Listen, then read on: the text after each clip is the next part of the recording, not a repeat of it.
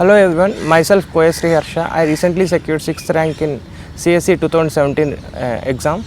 And to give a brief introduction about myself, I am Sree Harsha. I did Production and Industrial Engineering from NIT Jamshedpur 2012 passed out. Then I worked for 4 years in Hyderabad and I quit my job in 2016 and started preparation for civil services. And I came to Delhi and appeared for civil services 2017 exam and cleared this in the first attempt itself.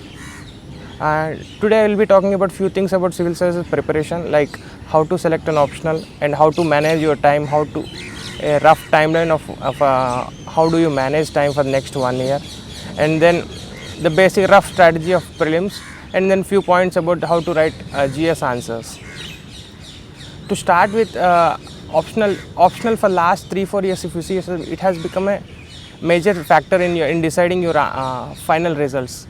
Like if you see my score, I have got 330. My optional is anthropology. I have got 338 marks out of 500. I think that played a very important role in deciding which the rank actually. So first thing to do this is how do we select an optional. First I will talk about few checklists, like what I have thought, and then I'll speak about how I have come down to anthropology as an optional. See, first when you are selecting an optional, first never go for an optional that just because your friend has said or some coaching institute has said. First go based on your interest, because you will have to read the optional for next 1 year, if not more than 1 year. So go it based on your interest. Second thing, when you are selecting an optional, see that before you are doing, go through the syllabus once and the previous year's questions and the availability of material in the market. The third thing when you're what to do is like check for the guidance or a mentor or like test series in the that is available in the market. Like if you are to take an optional like agriculture, you should see whether you have a test series in Delhi or Pune or something. So based on that you do. And third thing I would say, since this is a competitive exam, just go through the previous year trends of marking schemes, like how the trend is like. I would say for anthropology, if you see for last 3-4 years, the trend is positive, like the marking scheme is on the higher side. So these 4-5 points you consider and talk to some seniors or some people who have cleared the exam with this optional. These 4-5 things you should consider before selecting an optional. First thing, go with your interest. Second thing, go for the syllabus, material available in the market, guidance available in the market, and then you see the marking pattern for the last few years. And I would share a few thoughts like how I have come down to anthropology as an optional. When I started preparation, I was in dilemma. I understood the importance of optional very early. I have seen the previous year's marks, and in the starting there were several thoughts in me, like should I go for history, should I go for geography or sociology, political science. So what I did was I started reading history for 10 days through NCERT books. So I thought for the first 1 week history went well, but when in the first reading, when I started doing it for the second reading, I felt it a bit bored and I couldn't do it more than 10-15 days at a stretch. So I thought I was not able to read history at a stretch for 10-15 days. How do I do it for the next 2 years? And so I have dropped history as an optional then. Then again I came to geography. I started reading NCERTs there. I started reading from 6th, 7th, 8th, 9th, 10th and 11th. Then over a period of time, geography also I felt it's very hard for me and I couldn't deal with it for next 2 years. Then I also dropped geography. So out of the 40-42 optionals, I have come down to like 3-4-5 optionals. Like if you see, political science I have come down, sociology I have come shortlisted, anthropology I have shortlisted, and I have also gone to Telugu literature also, because I have seen for last couple of years there was a good marking trend in Telugu literature. Like there are people who scored some 330, 350 in Telugu literature. So I thought of doing it with Telugu literature. Then I saw the syllabus. I spoke to some couple of people with Telugu literature background. Then I spoke with my mother. She was an MA Telugu literature. So then I understood the difficulties with Telugu literature, and then I gave up that idea also. So finally I have come down to political science, anthropology and sociology. Again the idea was political science, I was keen to take political science, but again I thought the syllabus is a bit dynamic and I need to update regularly. So I thought that will be a bit extra burden. Since I'm already doing the GS part, that's a burden. So I don't want to burden me. So I again removed that political science from my list, and I finally came down to sociology and anthropology. And then I spoke with a friend of mine who is preparing for civils. He said like anthropology for last 10 years questions were more or less repetitive. Like if you see, I saw the 10 years papers, the questions were at the end, 70% of the questions are more or like repetitive or same core question they are asking. So that is one advantage with anthropology. And I have also seen like the toppers, if you see with the same range of mental abilities, their anthropology can give you at any day plus 10 marks. So that helped me. So then I finally came down to anthropology as an optional. So this is how I finally came down to anthropology as an optional. So the basic thing is do based on your interest. That is very much important. Don't go with the coaching institutes or again mark if the topper comes from a certain optional, take that optional. That don't go like that. This is one thing. And now secondly, since I cleared it in my first attempt, I would like to speak like how did I manage time for the next 1 year. Like you are attempting for 2019. Now we are in August. Like you have decent 10 months of time. How did I manage this time, or like how should you manage this time? Firstly, since you have already selected an optional, first thing is next within 4 months, like say August, September, October, November. November or start of December, you should be able to do it your optional thoroughly in the sense at least one reading should be done with your optional. And if that means if you are going to refer 2-3 coaching center material, make your own notes, please do it right in this 4 months period. And you also go in this 4 months period, you also go through the previous year's questions for a particular chapter. Like if you are doing a certain topic, then after completion of that topic, refer the previous year's questions and see how rough idea of how to answer the questions. You should be in a position like when you complete by November and December, if you see that year's question paper, you should be able to have a rough idea of how to attempt those questions. Like if certain question come from a certain topic, even if you don't know exact answer for that question, you should have a rough idea. So what is your basic structure of answer and what are the points you are going to write, that basic idea you should have. So by November end, you should be done with your optional one single reading, and that will I believe if you are going for a classes, it will take 2.5 hours and 2.5 hours for the next. So maybe 5 hours will be spent on daily on optional, 5-6 hours. That's a decent time on that. Second thing is you from from July, August, you should also start reading newspaper. You can read Hindu or Express. I would say Hindu is good for beginners. Initially it might take like 3 hours, 2.5 hours for the beginners. Like when I started reading newspaper, I was able to complete that in about 3 hours 15 minutes, the Hindu newspaper. So over a period of time, I reduced the time. I understood what to read and how to skip the unnecessary topics, unnecessary points, and what are the key points that I need to do it. So now I could do Hindu paper in 1 hour 15 minutes from end to end. So when you start reading Hindu in July, August, it will take 2.5 hours, 3 hours. Don't worry about that Hindu. Just understand how to read and what topics you should read. Like for example, you should read the statements given by Prime Minister Mr. Modi, but you don't need to read the statement given by the BJP president or like the political news. You don't need to read, and you don't even required to read that acquisitions, business mergers and all. You only need to read the economy part. There are some topics like philosophical topics, philosophical editorials like in Hindu you can even skip that. You can even skip the last page, the science and technology page or sports page, you can even skip that. You should, I think by next 3-4 months you should come down from 2.5-3 hours to you should be able to do newspaper in 1 hour 45 minutes, 1.5 hour like 2 hours. You should be able to do newspaper till December you come. You should be able to do it in this position. And if you see the timing for the day, like 6 hours will go for your optional and 2.5-3 hours will go for your this newspaper, and you will have only like hardly 4-5 hours for the day. Like if you are attending any coaching class, that will also take 2.5 hours. So you will have hardly left with 2.5-3 hours in a day.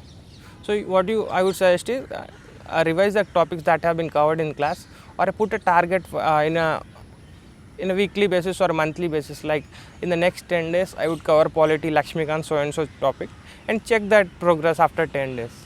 This is how you should manage your time till November end, because till November end you will have certain understanding of the subject, and your burden of optional also will go by November.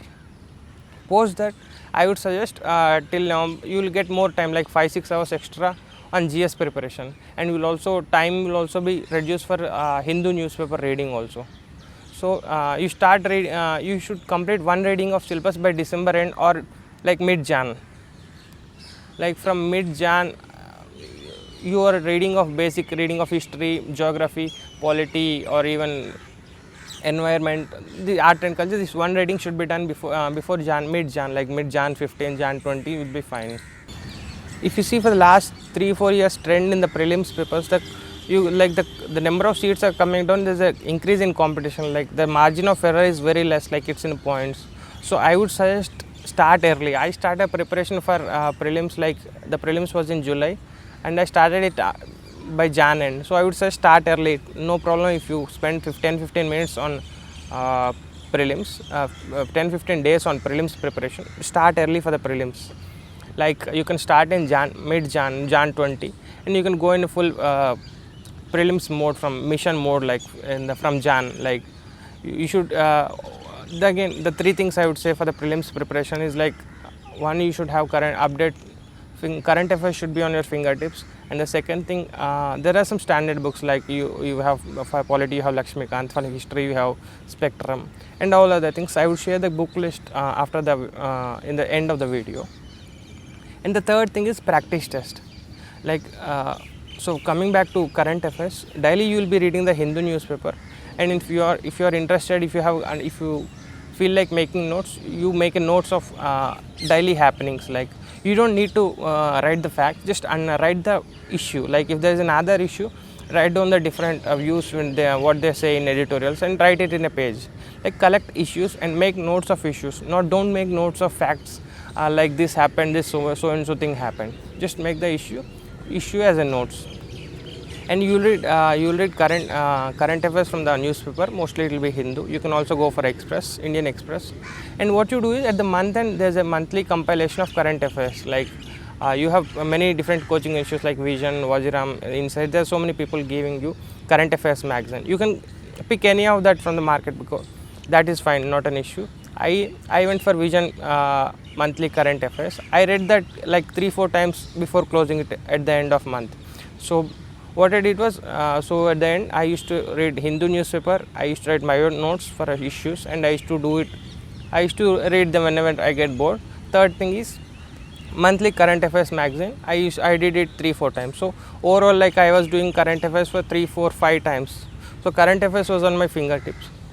The second thing is the standard books. Like if you see, for polity you have Lakshmikant, for Spectrum, environment you have Shankar. So these are some books that you will have to do it in anyway. So I read these books. What I did was, I started by Jan, and I was done with one reading. From Jan, and I was actually started doing it quickly. I started to read I started to realize which topic to read, focus more, which topic to skip.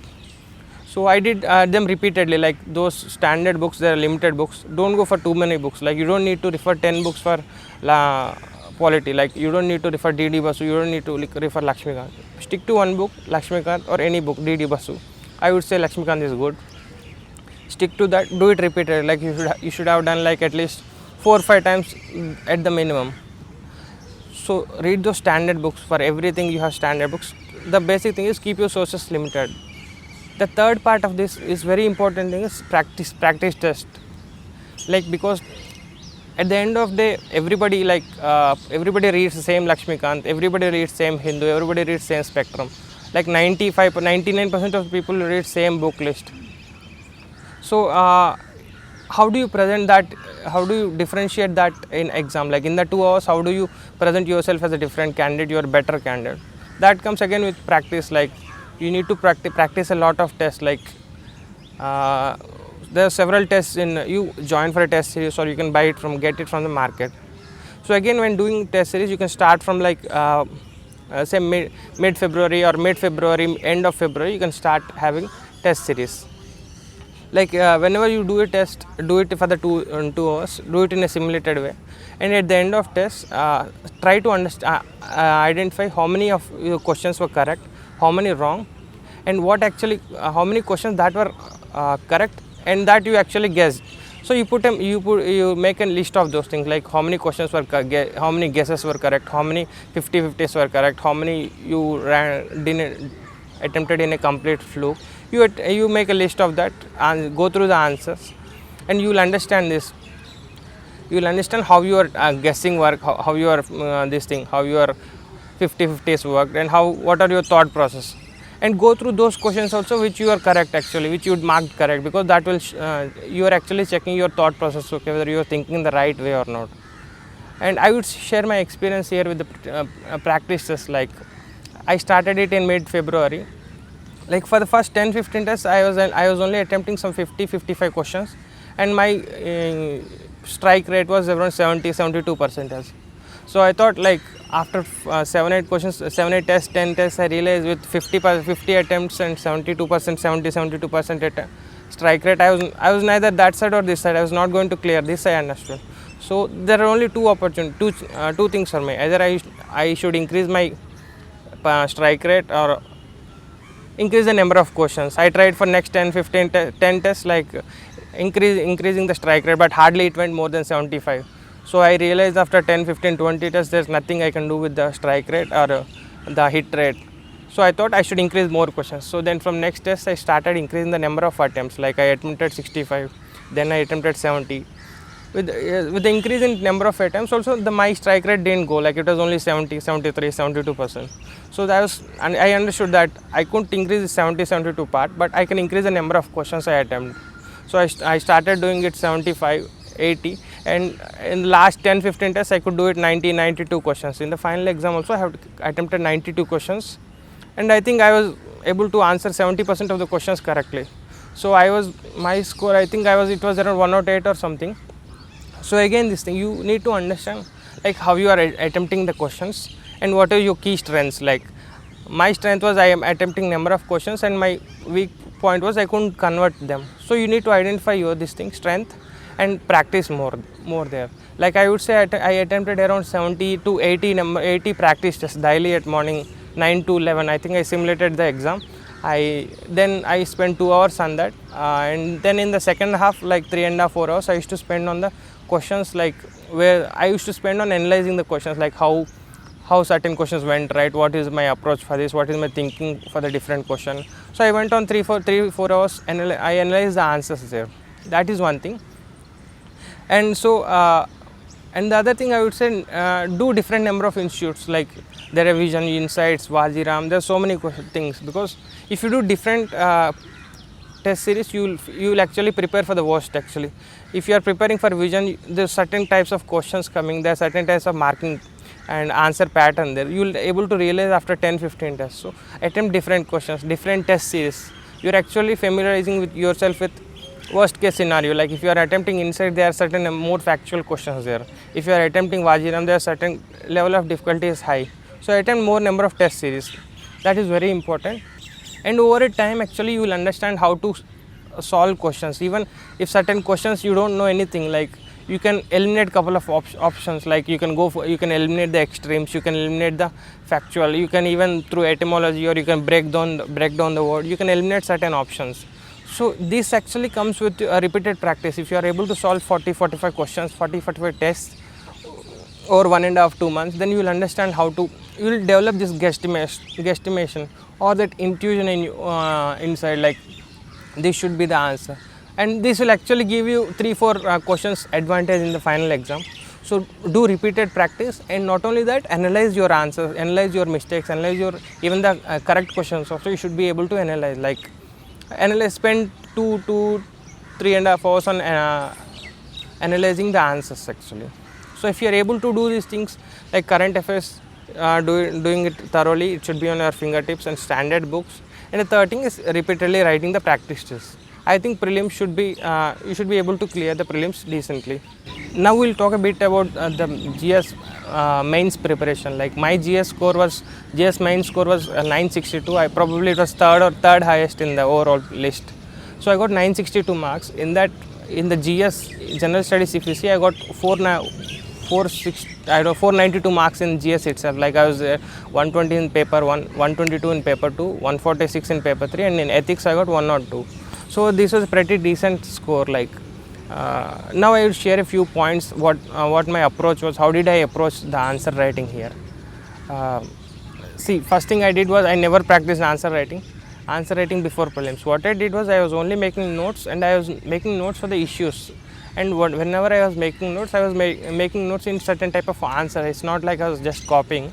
I was writing if there's an issue like simultaneous elections. Like I used to write what is simultaneous elections, what are the advantages, what are the cons, what are the problems with simultaneous elections, and what are the constitutional challenges. In a different side heading I used to put, and what a conclusion I used to put in a certain way, like different editorial, 2-3 conclusions I used to put, and then finally I used to have my own opinion on that issue.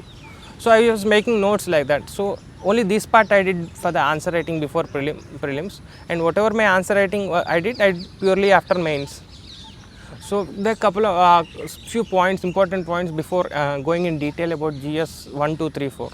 Like first thing is my target was I need to attempt 20 questions. That's again because like I was never into this topic, like this idea that you need to attempt 15, 16, 17 quality questions. Because if you see the last 2-3 years mains questions, they were like very subjective. There's a question I think in GS2, like they are asking to analyze the poverty elimination programs. Like these are open-ended questions, and you don't have a fixed answer for this. And I don't think how much ever answer you write, again that will be a subjective. So better to attempt 20 questions, strike them well. And the other thing I focused was I attempt all the 20 questions with a decent average or a bit more, that quality answers. Like you don't need to get 10 by 10 in first question and 1 by 10 in last question. If you can maintain 6 by 10 on all the 20 questions, I think you will be scored decently. Like these couple of points. And the third thing is, like you don't need to check at the end, starting of the paper, you don't need to fix, yeah, this is important question, this is easier question, and you don't need to prioritize questions there. You start whenever you get a paper. Whenever I get a paper, I used to take the question paper aside and start writing the answers. The next thing is, like they follow strict timeline. Like whenever you are doing for the test series or like minute your time. Like for a 10 marker, you should complete within 8 minutes sharp. Even if you know so many things, you don't write more than 8 minutes. For the 15 marker, you should be able to finish in 10 minutes, 10 minutes I think. It doesn't matter how much ever material you have, you should be able to do it in next 10 minutes, 10, 12, 11 minutes like that. And the second thing is you don't need to fill pages end to end. Like for 10 marker, you will get 2 pages. You only need to do like 1.5 page will be sufficient. For a 15 marker, you will get 3 pages. You don't need to fill end to end. You only need to do like 2 pages or 2.2, 2.3 pages. And the other thing is like how do we finish it in 8 minutes is to have a like proper structure. Like you can have a 3-4 line introduction, then standard stuff you get put side heading, don't write it in a bullet format. And you don't need to write bullets for 2, 3, 4 lines. Just write bullet for 1 line, if not 1.5 line, that should be enough. And try to cover 5-6 bullet points, because when you are writing 1 line bullet point, you are able to put different dimensions. Like you will cover 6-7 dimensions. When you are trying to explain the same bullet point, you will actually end up writing 3 lines for a bullet. Again, that becomes a para, and you will only write 3-4 bullet points. So don't do that. And the other thing is, have a decent conclusion. Your conclusion should be optimistic, and you should show some energy and your values actually. These things, and try to put if you are unable to put your thoughts into paper, you can draw flow charts or maps that will eat away the space and reduce your time.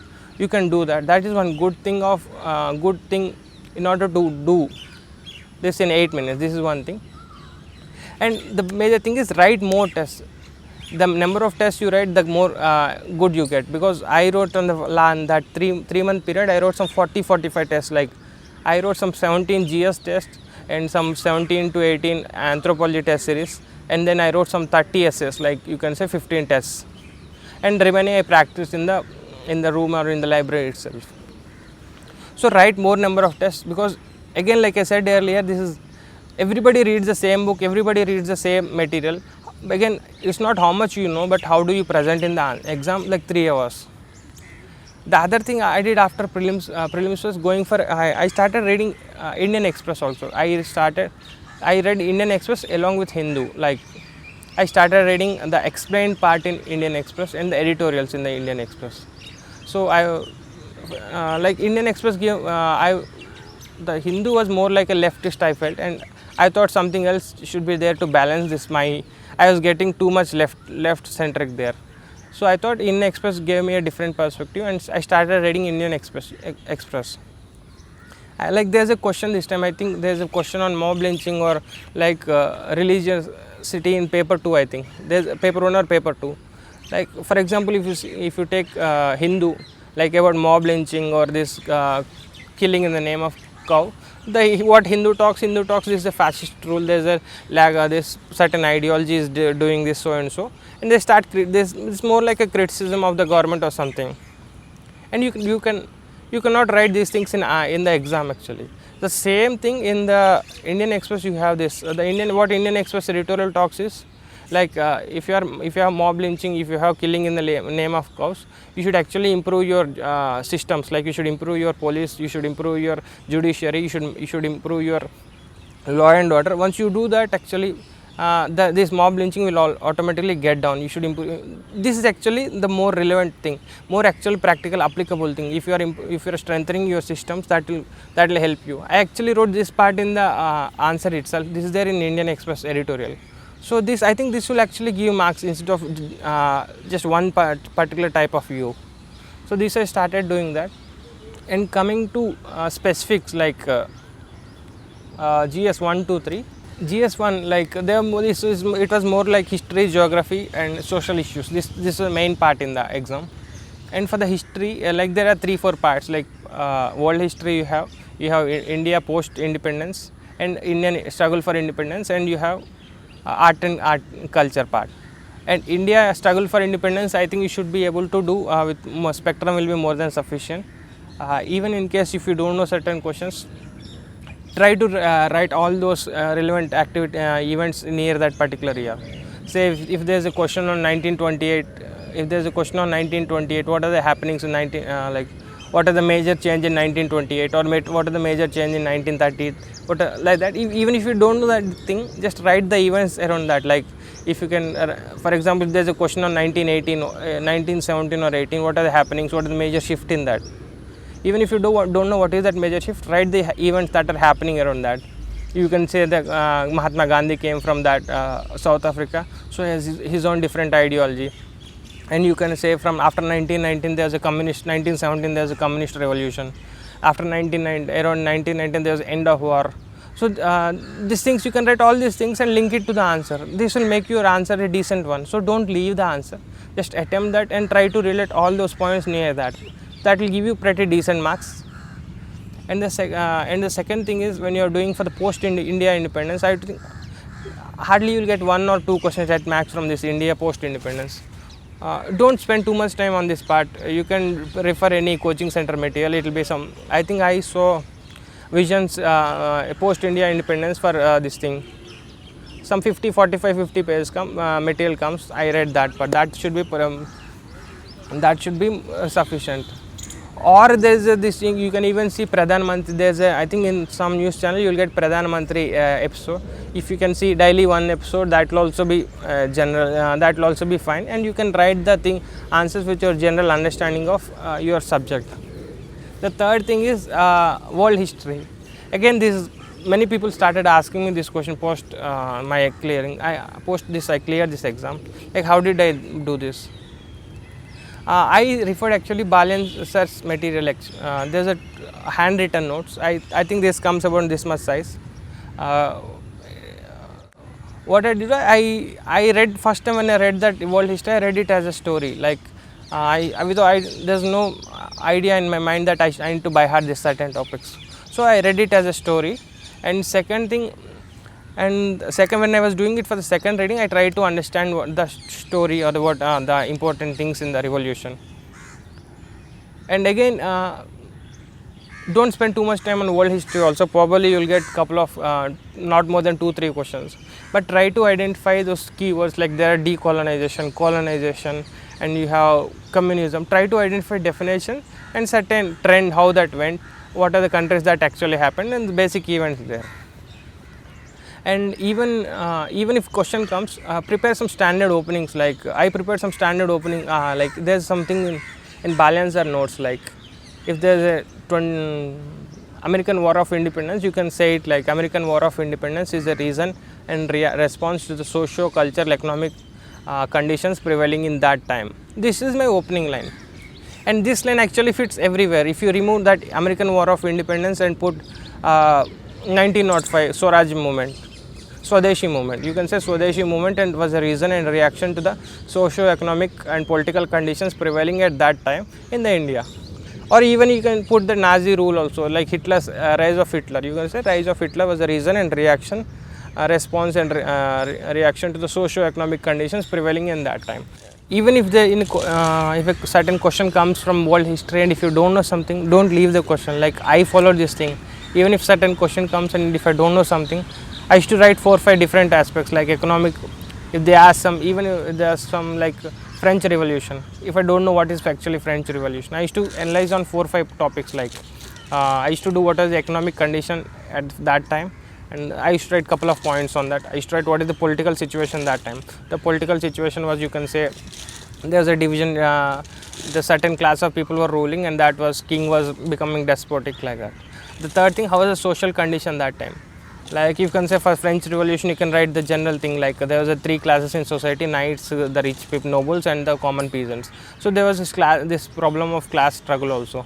The fourth thing I used to write, like if there is any spark, like if there is any ideological support or any philosopher or some idea, some intelligent person is giving some thoughts, some provoking, like that I used to write. I think in French Revolution you have certain people who are doing that. So if you can cover on 4 or 5 points this thing, your answer will be decent. Like if you can write couple of points on economy, polity, social condition, and there are no and some ideological this thing, your answer will be sufficient, and you can conclude by some decent conclusion, like couple of lines. Your answer should have a conclusion that will give you the complete holistic look to the answer. And coming to art and culture, this actually for last 3-4 years, I was analyzing only for last 3-4 years. The questions were like this: analyze this Vijayanagara Empire, this at Gupta's time. So the questions were more like in general. They are not asking in particular what so and so this thing. So what you do is, if you can get Wajiram class note, the notes is very good. Do it. I think you should get in market. Do that thoroughly. Second thing, there is NCERT book for fine arts. I think 11th class. You can do that. And the third thing is, you can do it selective reading from Nitin Singhania. Don't go for the end to end.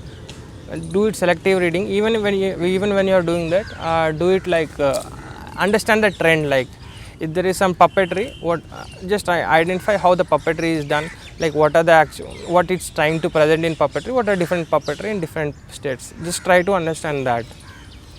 And this should be sufficient. And like if you are able to do these 3 things, I think you should be able to answer the art and culture part.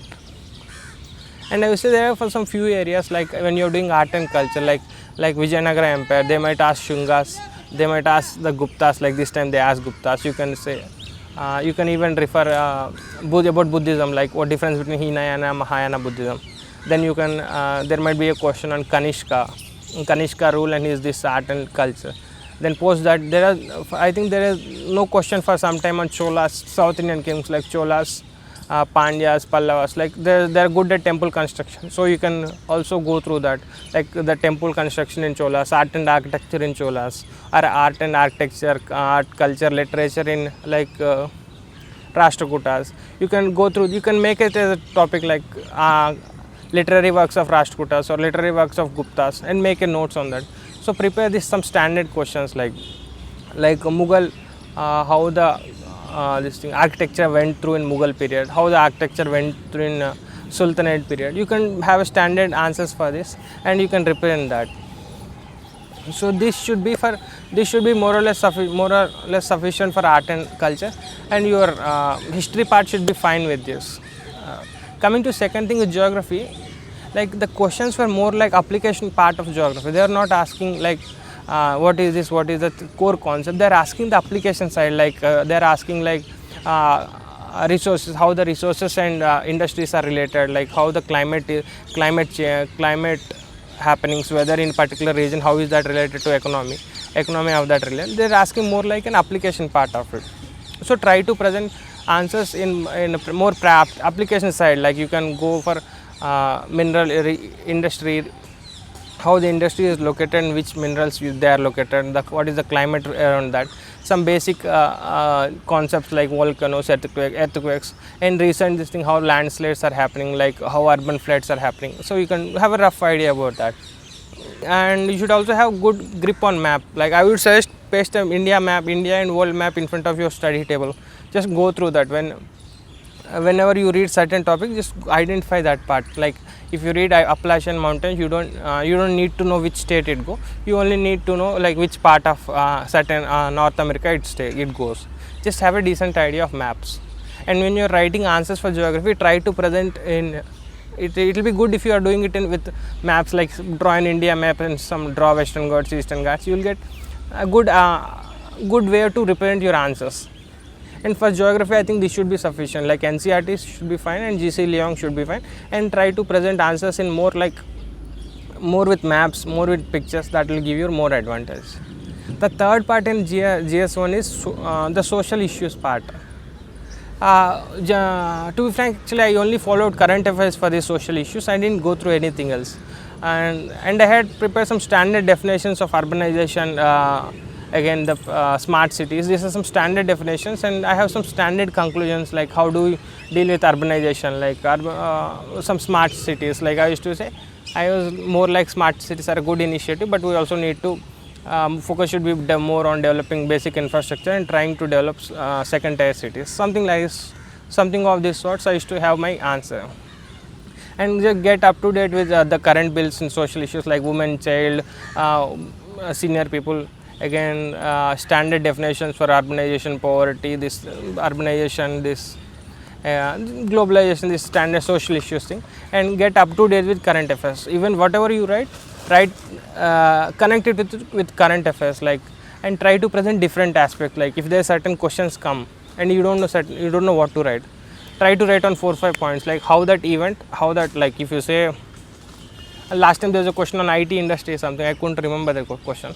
So when I was only writing on 5-6 points, right? How that affects women, how that affects the IT related issue, how that affects women, how that affects children, how that affects senior citizens, and how overall it affects the family education system. This is some standard stuff, like how it affects marriage, how that it affects family, how it affects education system, how it affects parent children. Right on the general points, you will be able to make a decent answer for social issues. And I think this get up to date with current affairs. Try to link with current affairs. This is best thing for the social issues part. And this GS1 paper is more or less scoring, and it's the most factual, I think, in all the papers. Try to maximize your score here. Practice more. Don't leave any question. Don't leave any question unattempted. Like I would share this example. Like I think last time there's a question on cryosphere, something on cryosphere, and I don't know what is cryosphere actually. So I was like, I was in a position like I can't skip this question, so I need to write something on this. So I was like, I was looking what is cryosphere, and I saw I read the question in Hindi also. There's like something like himam, and in himam in Telugu actually means manchu, and like himam in Telugu is snow. So I got okay, cryosphere is something related to snow. So I wrote opening lines about general pollution, water pollution causes to this. Then I started writing its impact on snow, and I extended it to snow, ice, glaciers, this thing I extended, and I wrote couple of 3, 4, 5 points on ice, snow related, and then I wrote how it is affecting that, and then I started writing some points about some global conference, Paris climate change and all those things. And lastly I concluded that this is a serious problem, this will hurt with snow melting, water level will rise, it will hurt this thing.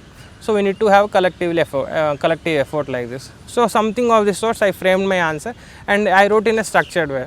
I think this should suffice that question requirement. So write something, don't leave a question basically, because you are actually preparing for last 2 years and you should have you will have some decent content in your brain. Even if you don't want, there is some content in your brain. If you start putting pen on paper, you will get some content. So don't leave a question.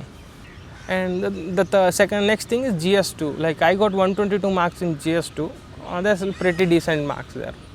Again for GS2, I didn't. My sources were like I was reading Hindu, I was reading Indian Express, and I was reading the current affairs magazines of I was Vision. I was doing my Vision current affairs. These 3 things I have done, and I did was Wajiram class notes. I did like that too. Ravindran sir's class notes I did, and apart from the standard Lakshmikant, only these things I did. These are my basic source for GS2. That too polity and governance part. Again GS2, there's like some standard thumb rules I put in some GS2. Like whenever you get a question, I used to write 3-4 lines opening just to open the question, build a context for this. Like I used to write simple definition. It was never like hi-fi answer. Like simple definition, what is what. Then I used to break the question, attempt the questions in a side heading like 3-4 bullet points. Again while writing this, I used to mention constitutional articles, like article 21 said this, article 34, 345, 365 said this, so and so. I used to mention these articles. The next thing is I used to write Supreme Court judgments actually. That this is actually developed in the process of preparation. I was preparing for the issues, so I got to know some standard judgments for this thing. If there is some center-state relation, I used to refer Bommai judgment, so and something like that.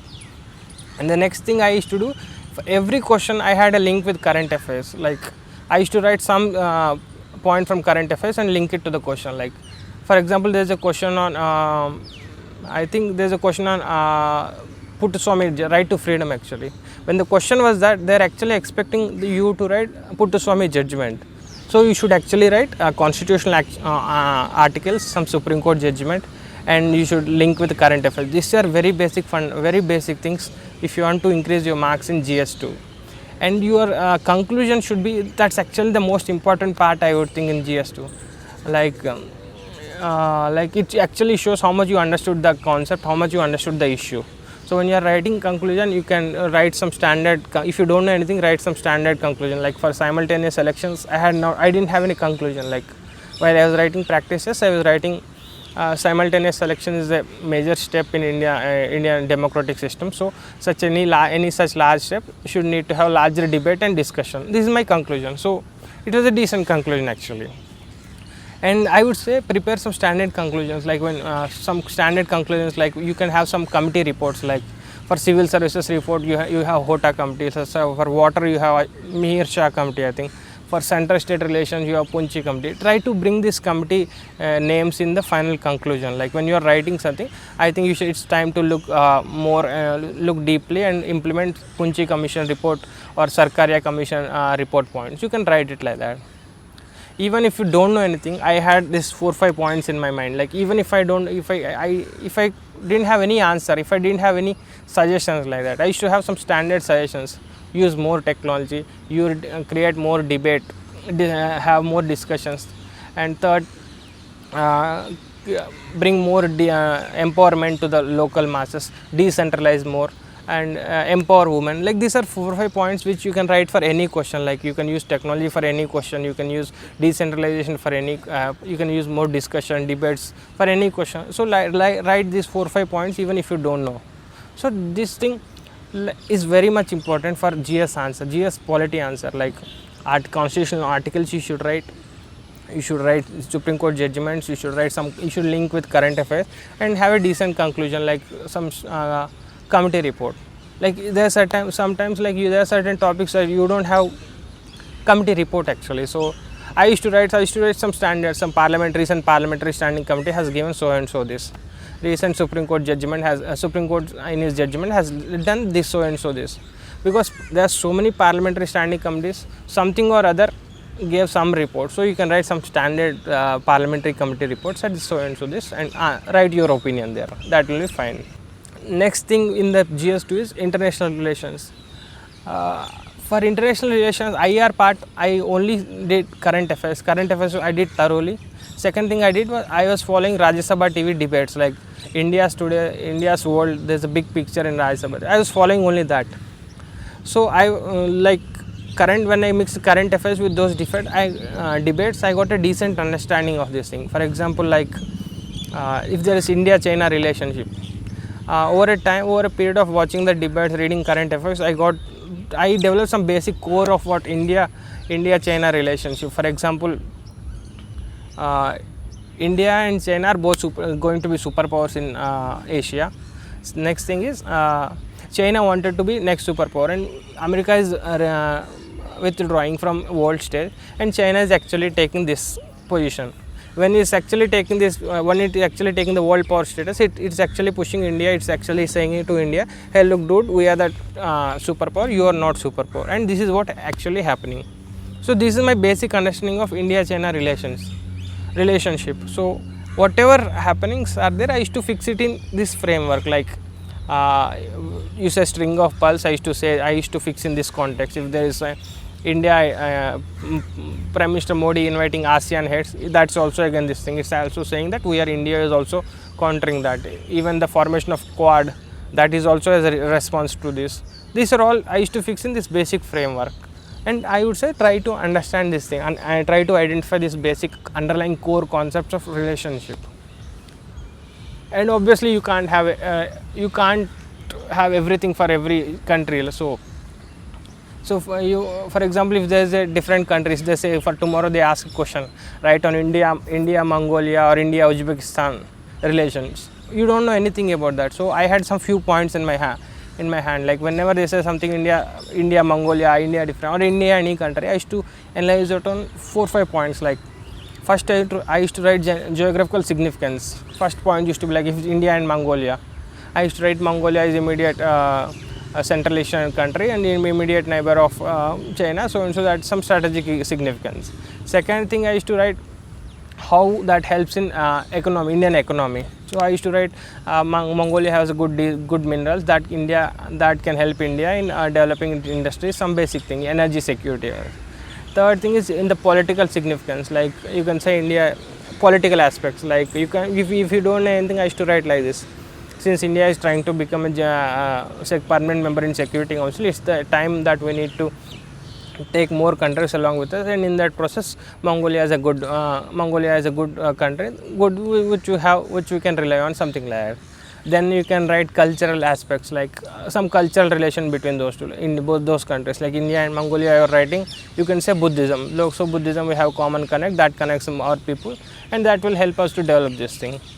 And last thing, over recent years, there is more focus on terrorism. You can also bring that aspect also. Like terrorism, you can bring the Buddhist ideals will help in de-radicalization of Islamization, something like that. Some connect you can bring. So if you can identify on these 4 or 5 points, like if you can economic importance, geographical significance, overall geopolitical situation, then some cultural connect and energy, terrorism. If you can write on 5-6 points, your answer will be decent one. So write on the 6 points, you will make a decent answer and some general conclusion. Like you can see for India, Mongolia, you can say India is trying to be a global power. It's time we need to take all different countries along with us. So Mongolia will be a good partner in this endeavor, something in this line. You can write some decent answer like this. So again, the thing I am trying to repeat again and again is don't leave an answer. Try to write something. You will get some decent mark. Like even for the structure, you will get a mark. Even if you write some basic thing, you will get couple of marks. So this is for GS2. GS2 again, if you can do these basics correct, I think you will get decent marks in GS. Coming to GS3, I got 146 in GS3. I think that is also decently high relatively. GS3 is mainly about economy, disaster management, security issues and environment, science and technology. So one economy part, I relied completely on current affairs. I didn't refer any book. I was referring Sri Ram's economy material before prelims, but post that I didn't refer anything. I was only focusing on current affairs, current affairs, current affairs. Hindu I did, Indian Express I did, and again mains 365 of Vision. I did repeatedly, like there I did it 3-4 times that magazine. Like economy related current affairs is on my was on my fingertips actually during those 3-4 months. So every question that comes, I used to link with current affairs, and I used to make a decent answer there. And again, basic understanding of my economy was like, it was not only just because of numbers, like what is budget deficit, what is current account deficit, what is finance. Not only just numbers. For me, economy is like anything that helps a common man to improve his standard of living is an economic activity for me. So when certain question comes, for me, MG Narega is an economic activity. MG Pradhan Mantri Awas Yojana in the rural development, MG this thing, employment generation, all these were actually part of my economy. So when I was writing an economy answer, I was trying to write. I was writing focusing more on this part. I was not only focusing on numbers. I was telling them how it helps a common man, how it helps a businessman in tier 2, tier 3 cities. I was writing more on this. The second thing, the other thing I had with in the economy part was I used to have some standard openings. I used to standard points, like if you are writing for agriculture, I used to have, if you want to increase agriculture more productively, we need to focus more on this post agriculture, post farming, like market. How do you take produce from market, from farm to market? If you can develop this part, we can make agriculture more productive, more profitable. Like if you want to increase jobs, I have this point, like we need to focus on more MSME sector, the job creating sector, like leather, textiles, and you can even develop tourism sector. So I have some standard points for this, like again, if you want to have more investment, you can put that in tourism sector. That will give you the bang for the buck. These are like for every this thing I have some couple of points which I will focus more. And I forgot to tell, this other thing I focused was economic survey. Economic survey also I did couple of 2-3 times I did. So I was doing a current affairs, economic survey, and mains 365. So whenever an answer comes, I used to link it with this. And I used to make a holistic answer, like I used to write how it affects a common man, and some standard points for certain things. For exports, if you want to develop, like I said earlier, you need to focus more on labor intense sectors, MSME sectors. This part I did. And the second thing in the GS3 was like science and technology, which not many people focus. There's like, for traditionally it has been, for GS3 it's more like economy. So I also did the science and tech part. This also I focus more on current affairs. That to Vision, I didn't refer anything. Vision, current affairs I refer. And I used to write answers in very simple way. Like I didn't use hi-fi terms there. I only use simple normal terms. And sometimes I used to use some standard simple diagrams. Like I think this time there's a question on rocket, nuclear technologies, nuclear process something. So I wrote a flow chart. I put 3 stages. Stage 1 I draw something. Stage 1 I drew something. I made some flow chart there. Again, some standard questions. If you are doing NCERT from 6, 7, 8 with current affairs, I think that should be fine for science and technology part. Some few suggestions actually, if you are going for science and technology, look out for cryptocurrencies, Aadhaar, 4G technology, again 5G, 4G, 5G technology, fourth industrial revolution, how data interpretation, all these things. Go for nuclear technology, how the this time question has come, nanotechnology. So these are some few topics actually that you need to have good grip on, like stem cells. This time they have asked stem cell. So have a decent understanding and decent idea on this subject, on these topics. The next thing is again environment and biodiversity. I think as such I didn't prepare anything for this. I was only relying on my prelims books only. I didn't refer anything. I only did current affairs, nothing more than that. And every answer I used to write in a holistic way, very general points I did for environment, nothing more I did. This is this. And for disaster management, again I only followed current affairs. That too, in December 2017 or December 2016, there was an event in Hyderabad, Delhi, in the about disaster management, and our Prime Minister has given some 10 points on that. So I had these 10 points I read, by hearted that, and whenever a certain answer comes, I used to present that 10 points either in body or some conclusion or some opening. So again in disaster management, very basic things I did current affairs, I did this NDMA rules, I saw, I had a glance, and some that event that happened in Delhi. These three things I did, and I wrote with general understanding. I didn't use hi-fi things. I only used general understanding, like some standard stuff I used to write in conclusion, like even for disasters, if you want to overcome disasters, you need to involve local people. This is my standard answer for every disaster related question. And the other thing is security issues. They're like, I think 3 to 4 questions comes from security issues.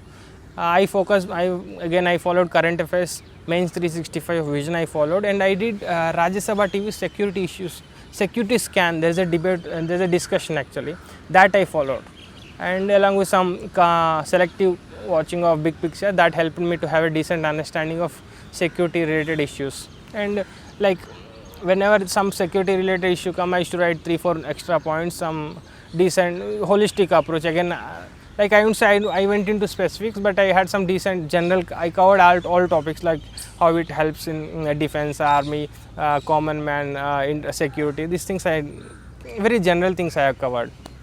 And there's some few topics that to look out for if you are doing for security issues, like do it for how in coastline, how marine threats, terrorism again, how cyber warfare, and cyber warfare again, space warfare in space or something, and radicalization, de-radicalization. Be familiar with these issues. I think you can have some question, you can expect some question in these lines, similar lines. So this is more or less my GS3 preparation plan. Like if you see, I was only focusing more on current affairs, and if any question comes, I try to relate with current affairs. Current affairs was my core in GS3 preparation, and remaining everything I used to add to beautify that answer. And coming to GS4 ethics, actually, see, this is last year there was ethics score went high, it went high up to 130. 136, I have heard people with 136. Like I did, this time there's a less score. I think the scoring came down, like I got 1 or 2, I think that is a decent score, I believe.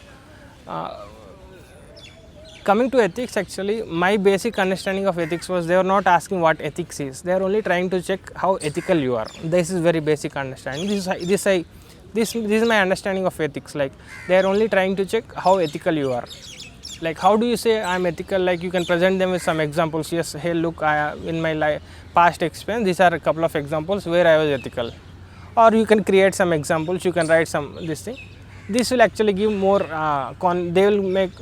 It will give more understanding that this guy is more ethical than writing a definition of what is ethics. This is basic understanding of how I went through. So what I did was I thought making my own notes would help me in this. Like I saw, I got Wajiram class notes, Wajiram material, and GS core material I bought.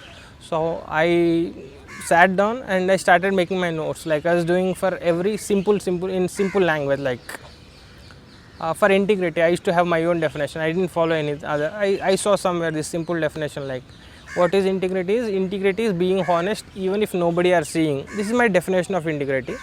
And I used to have a simple example from my personal life. I used to write like this. I was going on a bike at night, 3 o'clock in Hyderabad, certain time, and there was a red light. Nobody stopped at red light, but I thought I stopped at red light, and this is integrity for me. I used to write example in such a simple, small terms. So many smaller scales. Like so, whenever I read something, I used to have some examples, like one example from my personal life, one example from India's independence struggle or India's current polity, and one example I used to look out from Indian mythology. If you get something, I used to write there, or from world polity. These 4 points I covered. Like if certain topic is there, like if you say public administration or how the king should rule, how a politician, how a leader should be, like I was searching for examples actually. So I got this example on Quora or somewhere, like Quora, like in Kalidasa or Meghadutam, it says like king should be like a cloud who collects water from the ocean and spreads it all over, give it 10 times more or 1000 times more water to farms to and distributes equally to everybody. This is how the king should rule. Something, this basic example he gave in Kalidas gave in Meghadutam. So I thought this is very interesting and I collected it there. So I was actually looking for, my preparation of ethics was more like looking for examples, like I was looking for examples, and every time I didn't get from my personal life. So I went to Quora, I went to Facebook, I went to internet. I used internet more for examples. Quora gave me more examples. There's one more example, like how an honest person should be there. Like once Lal Bahadur Shastri, I believe, once he was arrested in Quit India movement 1942. He was arrested in 1942, and like, and that time I think one of his daughters or some relative was dead. Like he asked for 15 days leave, this payroll from the government. He said 15 days I'll go since my relatives or this thing daughter has expired. So he went. They gave permission. He went there.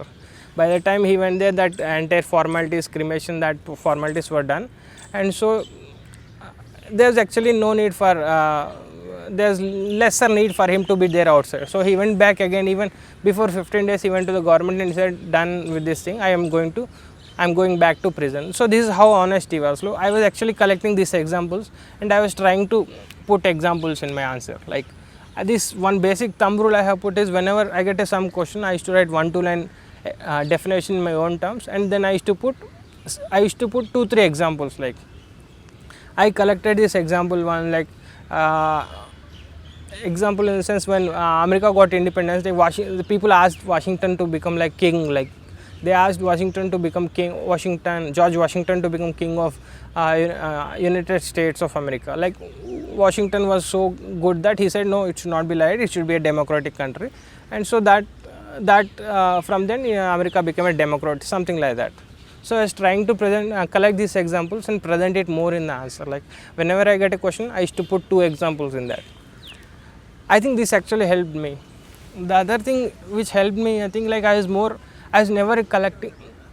Whenever some question comes, I was not writing answers related to Socrates or Plato, somebody. I was more into like Indian mythology. I was writing Ramayana. I was quoting words from Ramayana, Mahabharata, and something like Tiruvallur. And if you are from Tamil Nadu or something, you can quote Tiruvallur. I used to write something of Vijayanagara, Sri Krishna Devaraya, something. Because my understanding was like Socrates, Jeremy Bentham, you heard from last 3-4 years. So you grew up listening to stories of Ramayana and Mahabharata. So if you write these things, I think this will give more personalized approach to your answer. And so I thought I would present more from Indian mythology, Tiruvallur or Sri Krishna Devaraya. So I think that worked for me. Maybe you can try out this part of not writing more of Socrates and anything. You can write more from Indian mythology. That will help you. You can write more about prophet. So prophet said this thing, so and so, something like that. And this is for the first part of ethics.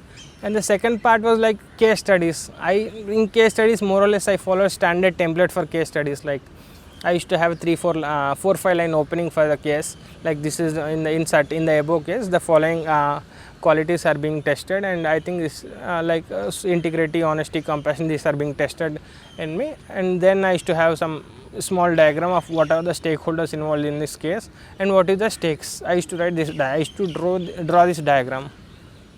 And next thing I did was like, what are the ethical issues involved.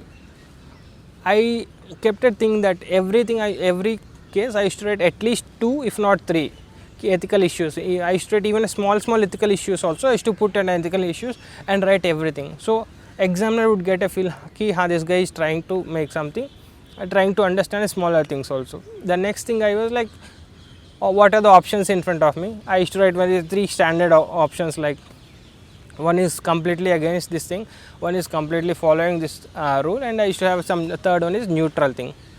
And I used to put what are the merits of each couple of points, what are the demerits for each couple of points.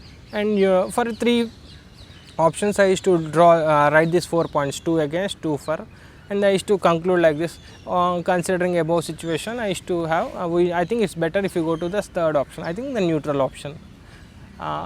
So based on the case you can decide which option to go, but this is how I approach this. I used to have a standard opening. I used to write stakeholders and their stakes in this thing, and third thing I used to write what are ethical issues involved. I used to write even smaller ethical issues also. One more thing with the ethics is, for the first I used to start paper with case studies. Like in the first 1.5 hour I used to attempt 8 case studies, so 15 minutes each. So in the 1.5 hour I used to have part B completed, and after 1.5 hour I start part A, and I used to, within I think next 7-8, each question will take 6-7 minutes. I used to write part A questions. Like part A questions, I didn't fill the papers again there. I was only trying to write a definition, couple of examples from that, and link it with my personal life. This is thing, and it will take around 1 hour, 1 page to 1.5 page, hardly 1.5 page for every question, and 6 to 7 minutes. Because I actually had collected so many examples in my preparation, and I used to write them, and that actually helped me to finish the answers in 5-6-7 minutes, and I could able to finish paper in next 1.5 hour. I completely finished the part A part. I think there are some 12 to 13 questions in that. So this is my overall approach of how I approach GS 1, 2, 3, 4 papers. Like I got 492 marks. I only followed this.